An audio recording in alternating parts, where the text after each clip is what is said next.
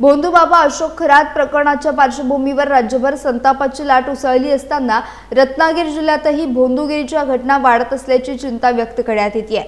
या पार्श्वभूमीवर जादूटोणा विरोधी कायद्याची प्रभावी अंमलबजावणी करावी, भोंदूबाबांवर कठोर कारवाई करावी आणि वैज्ञानिक दृष्टिकोनाचा प्रसार वाढवावा अशी मागणी महाराष्ट्र अंधश्रद्धा निर्मूलन समिती रत्नागिरी जिल्ह्याच्या वतीने करण्यात आली आहे। याबाबतचे निवेदन जिल्हाधिकारी रत्नागिरी यांना तहसीलदार खेड यांच्यामार्फत तसेच पोलीस अधीक्षकांना पोलीस निरीक्षक खेड यांच्यामार्फत सादर करण्यात आले।